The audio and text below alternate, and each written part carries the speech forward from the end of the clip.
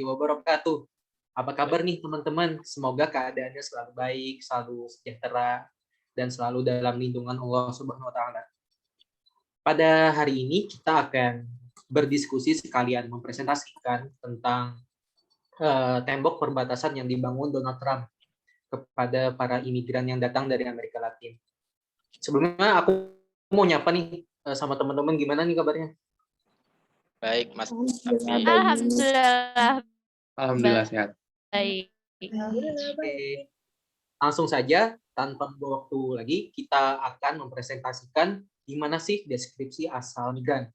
Bisa dijelasin nih, Ahnaf sama Widya, gimana? Iya, terima kasih Nabil. Di sini aku mau ngejelasin deskripsi asal migran yang masuk ke Amerika Serikat. Nah, di sini Amerika Serikat itu kan yang kita tahu kan merupakan negara dengan tujuan utama banyaknya para imigran di dunia. Nah, wilayah Amerika Serikat ini telah banyak banget dimasukin oleh negara Meksiko, di mana pada bulan Mei jumlah imigran yang melintasi perbatasan antara Amerika Serikat dan Meksiko itu lebih dari 144.000 dengan jumlah air para imigran yang tercatat itu mencapai 12 juta orang. Kemudian para imigran yang migrasi ke Amerika Serikat itu memiliki banyak tujuan yang lebih stabil, kemudian mendapatkan kebebasan berpolitik dan kebebasan beragama. Nah, total jumlah keseluruhan penduduk Amerika yang berasal dari negara lain itu mencapai lebih dari 44 juta orang. Kemudian dilanjutkan oleh Ahnaf. Terima kasih.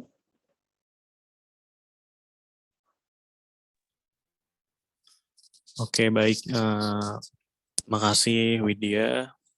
Jadi sekarang aku mau ngelanjutin penjelasannya dari Widya ya. Jadi aku nih mau jelasin tentang kondisi demografik asal migran. Kemudian ada arus migrasi. Nah, kondisi dari negara asal migran ini yang perlu kita ketahui sebelumnya adalah para migran ini datang kebanyakan dari Amerika Tengah. Seperti contohnya, menurut data bulanan dari Bea Cukai dan Perlindungan Perbatasan Amerika Serikat, itu imigran asal Meksiko jumlahnya sekitar 36%. Kemudian ada 22% dari Honduras dan 17% dari Guatemala. Dan yang paling besar di sini adalah Meksiko, guys. Kemudian kondisi sendiri dari negara asal ini seperti di Honduras ya. Di Honduras itu terjadi krisis ekonomi, kemudian selain itu juga ada kurangnya lapangan pekerjaan yang layak. Seperti contohnya pekerjaan di sana itu gajinya sangat kecil dan pekerjaannya kurang layak. Jadi para pekerja ini terpaksa untuk mencari pekerjaan ke negara lain, yaitu Amerika Serikat. Kemudian selain masalah itu juga di Honduras biasanya terjadi bencana alam, krisis bencana ya, seperti badai. Kemudian di Venezuela itu kemarin terjadi krisis ekonomi juga yang menyebabkan inflasi yang sangat tinggi, yang kemudian membuat pekerjaan di sana itu seperti tidak ada nilainya. Uang juga tidak ada nilainya di sana. Kemudian Kemudian pada akhir 2020 kemarin, itu gelombang terbesar migran datang dari Honduras yang kemudian menuju Amerika Serikat melewati Meksiko ya. Kemudian hal ini juga ditambah dengan adanya pandemi COVID sehingga memperburuk keadaan di negara-negara seperti Honduras, Meksiko, Guatemala, dan Venezuela. Mungkin segitu dulu guys. Penjelasan dari Terima kasih saya. banyak sebelumnya Widi sama Hanaf. Jadi tadi kalau asal migran itu banyak banget dari Amerika Tengah, yang Amerika Latin gitu ya. Jadi karena mereka itu terdampak ekonomi inflasi, kemudian ada bencana alam, akhirnya mereka itu berpindah ke Amerika Serikat sebagai negara tujuan mereka untuk bermigrasi karena dipandang menarik seperti itu. Oke, makasih banyak. Kemudian yang kedua, gimana sih tujuan migran mereka itu, kenapa mereka ingin bermigran ke Amerika? Silakan Sania atau Salma untuk menjelaskan. Baik, terima kasih teman-teman.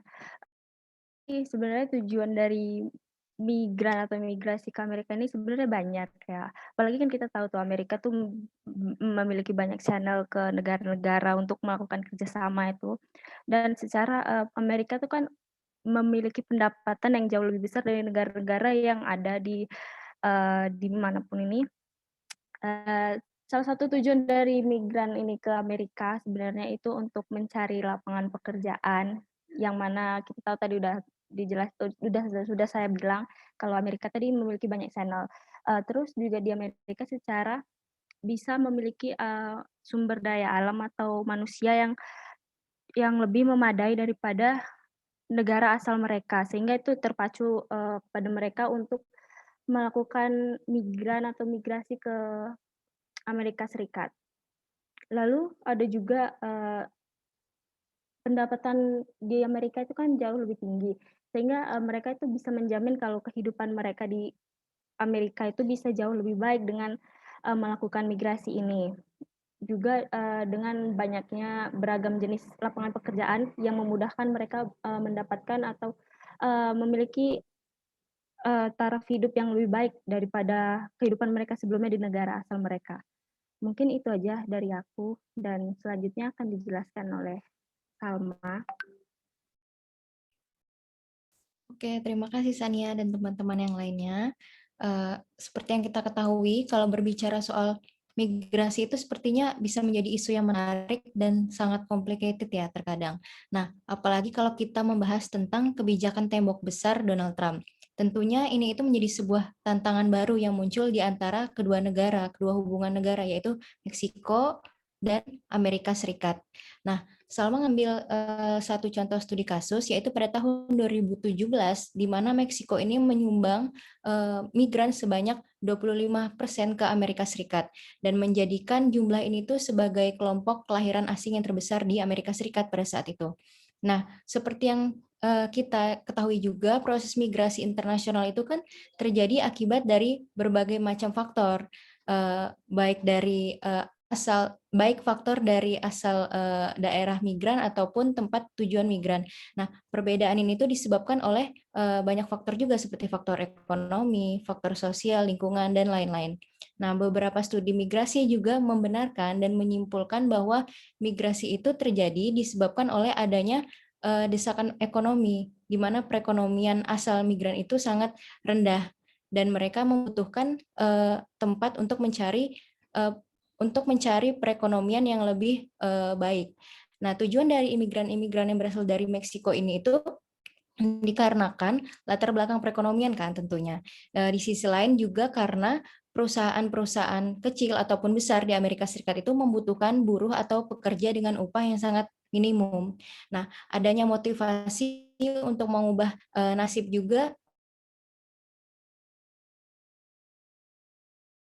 diri mereka sendiri ataupun memperbaiki nasib keluarga mereka begitu. Kemudian mencari lapangan pekerjaan itu menjadi salah satu cara utama yang dilakukan oleh orang-orang Meksiko karena kenapa mereka tidak mencari pekerjaan di Meksiko? Karena di Meksiko itu lapangan pekerjaannya sangat sedikit dan upah atau gaji yang diberikan itu sangat rendah ataupun minimum. Maka dari itu mereka warga Meksiko khususnya itu mencari lapangan pekerjaan ke Amerika Serikat, di mana Amerika Serikat lebih banyak dan lebih luas jika membuka lapangan pekerjaan. Dan juga orang-orang Meksiko ini tertarik dengan ajakan dari teman, keluarga, ataupun lingkungan mereka yang sudah melakukan migrasi ke Amerika Serikat, di mana orang-orang yang sudah melakukan migrasi ke Amerika Serikat ini mendapatkan gaji atau upah yang lebih besar, sehingga dapat menjadikan kehidupan diri mereka sendiri ataupun kehidupan keluarga mereka itu menjadi lebih baik. Nah, tapi sama bingung nih sama satu pertanyaan, yaitu terkait kalau kita berbicara terkait tujuan imigrasi, berarti itu kan juga ada karakter demografik lokasi asal dan tujuan dan arus migrasi. Nah, apalagi kalau kita membahas tentang kebijakan tembok besar Donald Trump ini.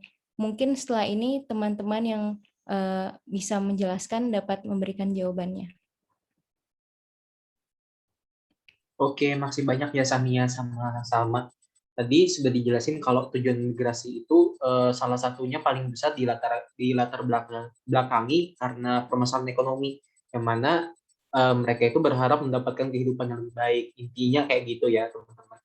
Oke, selanjutnya kita lanjut ke poin yang ketiga, yaitu bagaimana sih karakter demografik, lokasi, dan tujuan yang akan dijelaskan oleh Dwi. Silakan Dwi.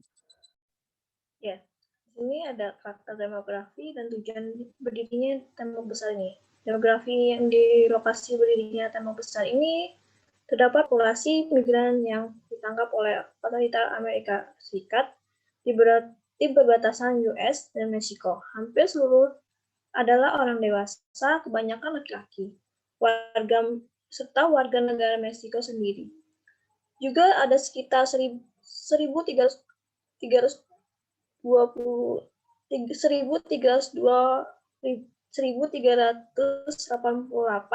migran ditangkap oleh patroli US, dan sebagian besar adalah anak-anak dan keluarga yang mencari perlindungan karena desakan seperti faktor ekonomi, keamanan, dan sosial. Kebanyakan dari migran ini yaitu warga El Salvador, Guatemala, dan Honduras. Nah, tujuan dari pembangunan tembok besar ini merupakan janji dari kampanye Donald Trump untuk membangun kembali tembok besar. Tembok besar ini di perbatasan selatan Amerika Serikat dan Meksiko. Trump juga menstigma migran yang tidak sah masuk ke negara US dari Meksiko dan menyoroti ancaman narkoba dan kekerasan oleh kartel Meksiko.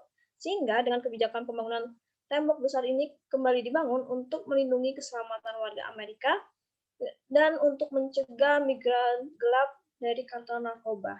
Begitu, teman-teman. Oke, makasih banyak ya Dwi. Jadi karakter demografik lokasi dan tujuannya seperti yang telah dijelaskan tadi didominasi sama orang Amerika Latin, dan juga tujuannya itu dibangun tembok besar itu untuk menghalangi arus imigran gelap seperti itu. Intinya kayak gitu. Oke, makasih banyak. Kemudian bagaimana sih arus migrasi itu sendiri berjalan yang akan dijelasin oleh Jihan sama Anis. Silakan Jihan sama Anis. Jadi arus migrasi itu merupakan sebuah tanggapan terhadap adanya perbedaan pendapatan antara negara asal dengan negara tujuan. Namun, pendapatan yang dimaksud bukanlah pendapatan aktual, tetapi penghasilan yang diharapkan. Dalam kasus tembok perbatasan pada masa Donald Trump, arus migrasi di sini terjadi karena adanya perbedaan pendapat maupun ketersediaan lapangan pekerjaan yang ada di negara asal imigran dengan yang ada di Amerika Serikat, di mana para imigran membandingkan pasar tenaga kerja yang tersedia bagi mereka di negara asal dengan negara tujuan. Kemudian mereka memilih salah satu yang dianggap memiliki keuntungan yang paling besar. Bahkan tidak sedikit dari mereka yang ilegal masuk ke Amerika karena salah satu alasannya yaitu dia memiliki visa. Dengan dibangunnya tembok perbatasan ini, Donald Trump berharap bisa membendung arus migrasi, terutama migrasi gelap, karena dianggap akan mengancam dan merugikan Amerika. Kemudian Donald Trump sendiri menyebutkan bahwa imigran dari Meksiko merupakan orang-orang yang bermasalah dan membawa masalah bagi Amerika Serikat, seperti penyelundupan obat-obatan, obat-obatan terlarang, pelaku kejahatan, hingga pemerkosaan. Meskipun beberapa di antara mereka adalah orang-orang yang baik. Donald Trump juga menyebutkan bahwa tindakan pembatasan dan pengaturan imigrasi ini ditunjukkan kepada mereka yang masuk dan berada di Amerika Serikat sebagai ilegal. Sementara bagi mereka yang legal dan memberikan kontribusi positif terhadap negara, maka mereka akan diterima dengan lapang dada dan dengan tangan yang terbuka. Selanjutnya akan dijelaskan oleh Jihan. Oke, melanjutkan yang telah dijelaskan oleh teman-teman. Pada awalnya muncul arus imigrasi di Amerika itu diawali pada tahun 1900 sampai 1920, di mana pada saat itu Amerika mulai membuka akses untuk masuknya imigran legal ke dalam negaranya. Arus migrasi pada saat itu juga disebut dengan The Great Wave, yang dimana hampir sekitar 24 juta imigran masuk ke dalam wilayah Amerika Serikat. Pada saat itu belum ada kebijakan imigrasi yang membatasi aktivitas masuknya migran ke dalam Amerika Serikat, karena pada umumnya migran yang datang dari Meksiko terutama ini datang ke Amerika Serikat untuk mendapatkan pekerjaan seperti menjadi buruh di bidang-bidang pertanian, transportasi, pertambangan, dan juga lain-lain. Hal ini juga disebabkan karena setelah Perang Dunia, perusahaan industri Amerika Serikat sendiri kekurangan tenaga kerja akibat terputus dari sumber tenaga kerja tradisional. Akhirnya, sehingga pada tahun 1920, Amerika pun berupaya untuk melipat gandakan masuknya tenaga kerja ke dalam wilayahnya.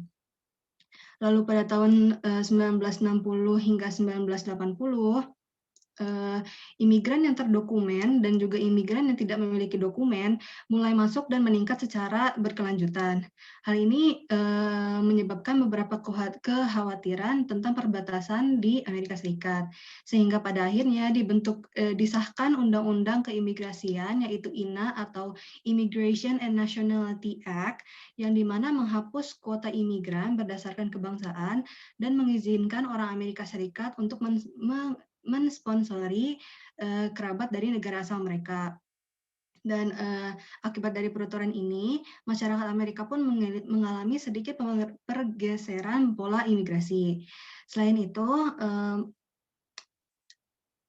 era migrasi tanpa dokumen yang relatif tanpa hambatan berakhir di Amerika pada tahun 1986 setelah disahkannya Undang-Undang Reformasi dan juga Kontrol Imigrasi atau IRCA, di mana undang-undang tersebut sangat memperluas sumber daya, kekuatan dan juga kekuatan patrol perbatasan Amerika Serikat, lalu menangkap atau mengkriminalisasi migran-migran yang tidak memiliki dokumen yang masuk ke dalam wilayah Amerika Serikat. Sekian. Oke, makasih banyak ya Jihan sama Anis yang tadi sudah menjelaskan.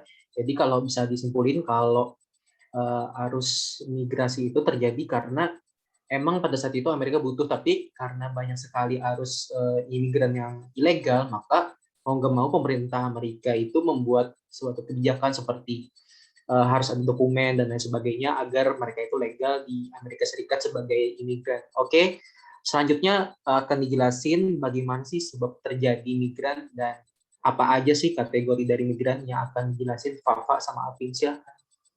Oke, makasih Nabil. Selamat malam teman-teman semua.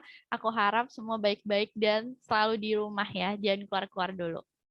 Oke, di sini Fafa sama Alvin mau jelasin tentang sebab sama kategori apa sih yang termasuk si imigran dari Meksiko ini ke Amerika Serikat. Dimulai dari sebabnya. Sebenarnya kita tahu kan arti dari migrasi itu apa sih?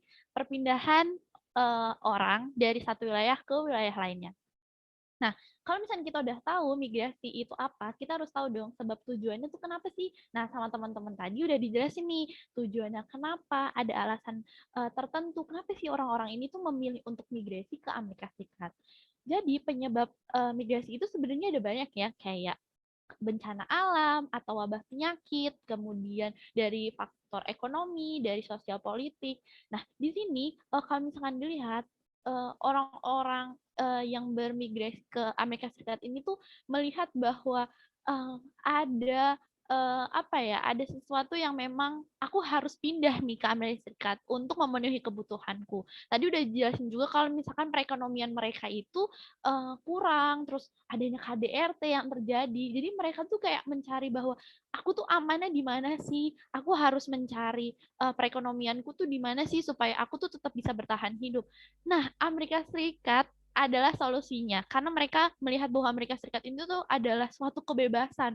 There's a hope in there, kayak pokoknya intinya kalau misalnya aku ke Amerika Serikat, aku tuh tetap bisa hidup. Pokoknya mau kerja apapun, yang penting aku tuh bisa bertahan hidup. Nah, karena sulit aksesnya, jadi mereka itu memilih untuk ya udah lari aja nih dari perbatasan Meksiko ke Amerika Serikat dengan ilegal. Jadi memang awalnya itu si Amerika Serikat ya terbuka, welcome aja. Tapi semakin lama kok gelombangnya semakin besar gitu loh. Karena orang Meksiko ini mungkin ada dampak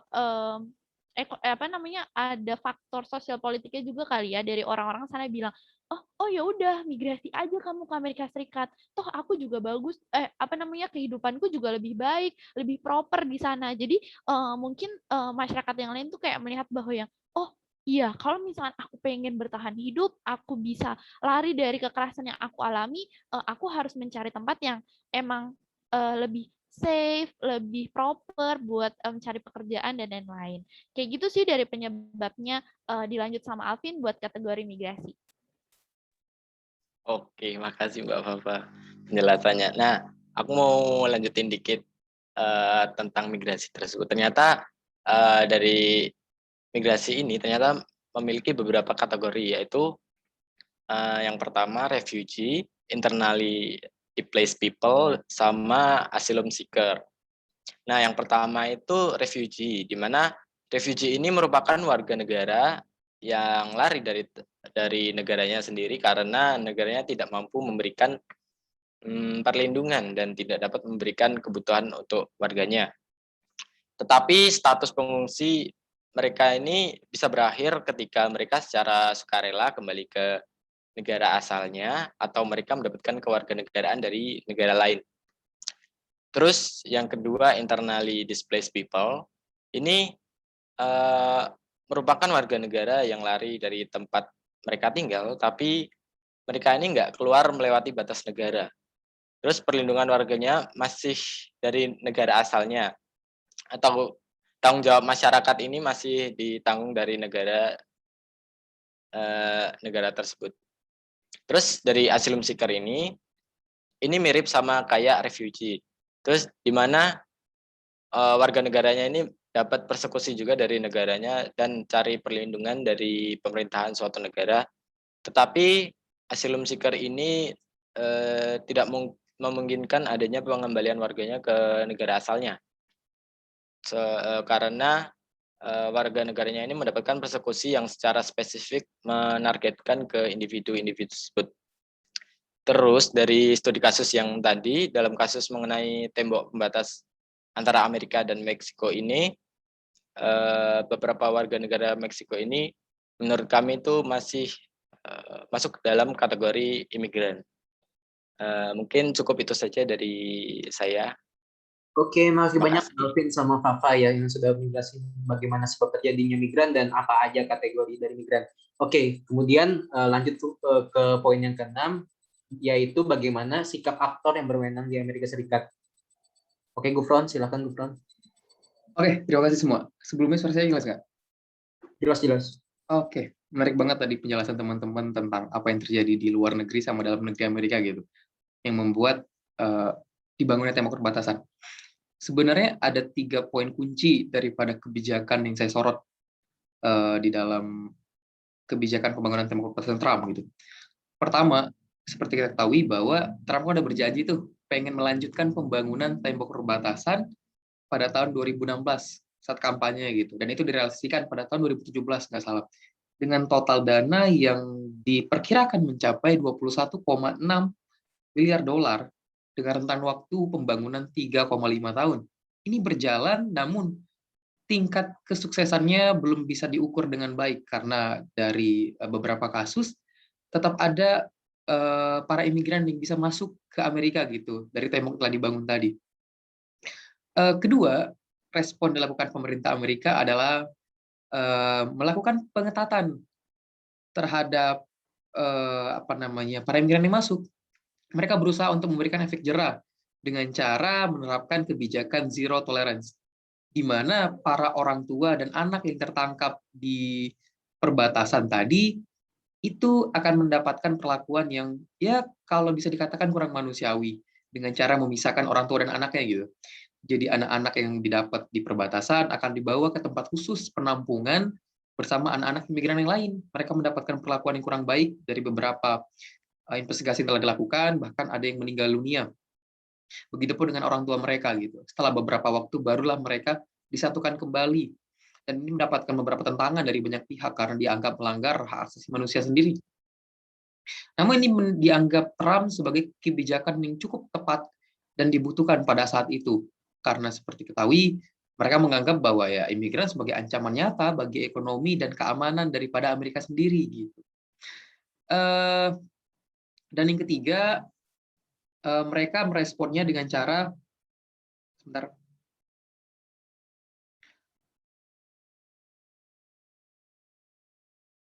memberikan dampak ekonomis gitu terhadap Meksiko. Jadi seperti kita ketahui bahwa Meksiko ini kan menjadi pintu masuk gitu bagi para imigran untuk berpindah ke Amerika.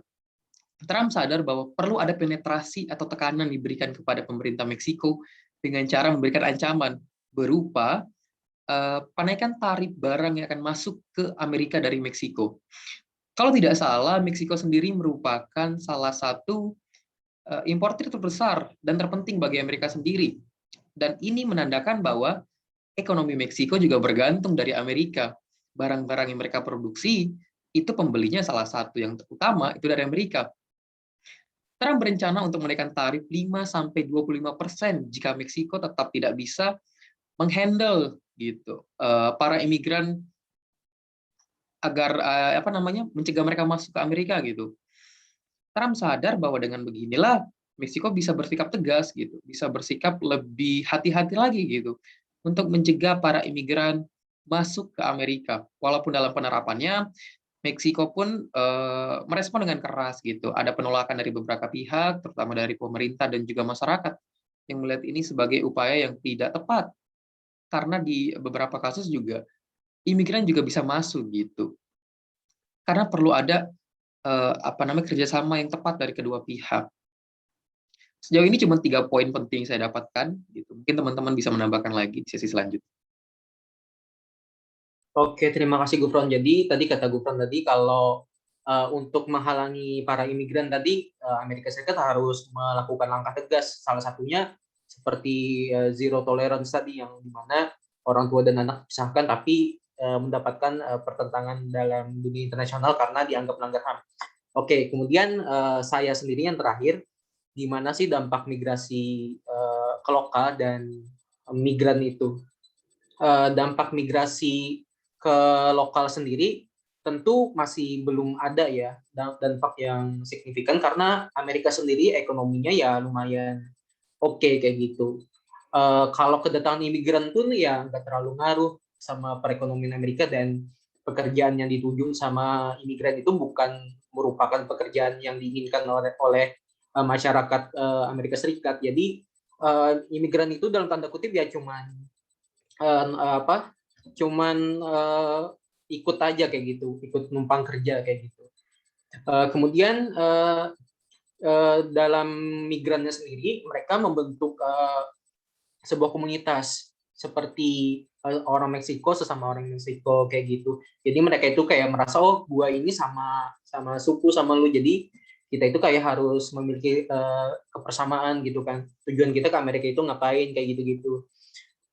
Akhirnya mereka itu kayak membuat komunitas dan mereka ya kemudian bertahan di Amerika Serikat untuk bekerja dan walaupun mereka itu mendapatkan pertentangan dari pihak pemerintah Amerika Serikat seperti adanya pembatasan tembok yang ada di perbatasan Amerika Serikat dan Meksiko.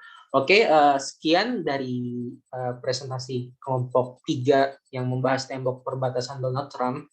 Jadi kalau bisa kita simpulkan kalau mereka ini ya emang karena butuh kerja aja sih intinya, karena keadaan negaranya kurang stabil gitu kan, akhirnya mereka itu pindah ke Amerika karena Amerika negara maju kayak gitu kan.